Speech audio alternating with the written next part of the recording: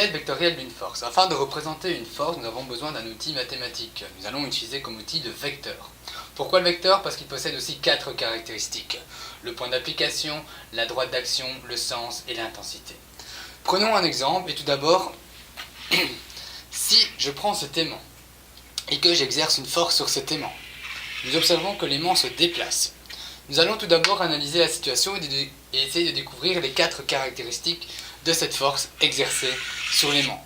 On va se poser 4 questions.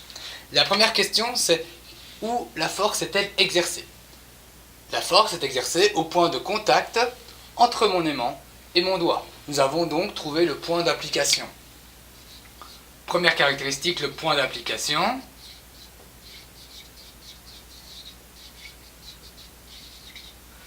Pour le noter, nous allons utiliser cet aimant pour noter le point d'application ici, et nous allons lui donner aussi un nom, nous allons lui donner la lettre A. Donc nous aurons comme point d'application la lettre A. Ensuite, regardons pour la droite d'action. Donc quelle est la direction de la force exercée sur cet aimant?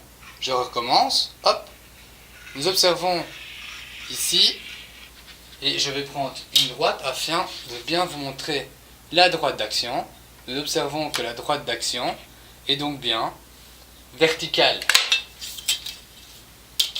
Nous allons la noter de droite d'action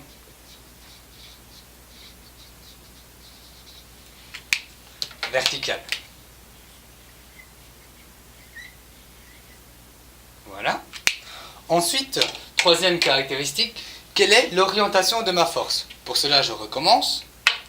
Je vais prendre cet outil qui va me permettre de montrer l'orientation de la force. Donc lorsque j'exerce ma force ici, j'observe que l'orientation de ma force est orientée vers le bas.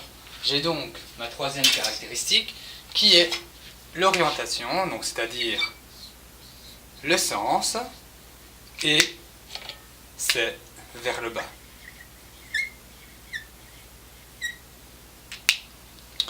Ensuite, pour ma quatrième caractéristique, j'ai besoin de connaître quelle est la valeur de la force exercée. Pour cela, j'utilise évidemment un dynamomètre qui me permet de mesurer l'intensité de la force.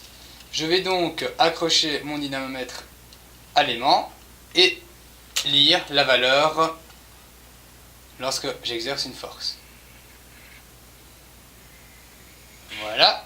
La force exercée lorsque j'ai exercé cette force est de 0,7 Newton. Je l'ai mesurée, je peux la noter. Donc l'intensité est de 0,7 Newton. Lorsque j'ai défini ces 4 caractéristiques, je peux à présent représenter la force avec ces 4 caractéristiques. J'avais déjà noté le point d'application ici, le point A.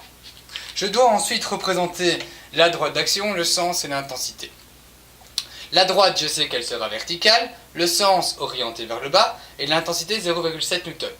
Mais j'ai besoin de tracer un certain vecteur d'une certaine longueur. Pour cela, j'ai besoin absolument d'utiliser une échelle. Je pourrais utiliser une échelle et donc, chez vous, vous pouvez utiliser évidemment votre latte pour tracer la longueur du vecteur. Je peux ici choisir une échelle et je vais prendre par exemple que 0,1 Newton sera représenté par 1 cm. Je vais donc représenter une droite de 7 cm. Je prends ma droite et je représente une droite de 7 cm.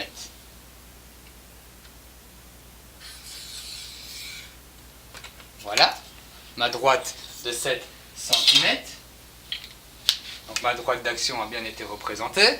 Je vais ensuite ajouter le sens à l'aide d'une flèche orientée vers le bas. Faites bien attention à coller la flèche à la droite, car la longueur du vecteur part du point A jusqu'à l'extrémité de la flèche. Et ensuite, au niveau de l'intensité, je l'ai représenté, étant donné que la longueur du vecteur fait 7 cm grâce à mon échelle. J'ai donc un vecteur de 0,7 N. Et voilà, j'ai bien représenté ma force avec mes 4 caractéristiques. Et je n'oublie pas non plus de donner un nom à cette force. Je vais donc donner un nom à ce vecteur, à cette force. Je vais utiliser la lettre F comme force en ajoutant le symbole de la force, la petite flèche au-dessus. J'ai donc bien ma force représentée à l'aide d'un vecteur grâce à l'outil mathématique de modèle vectoriel d'une force.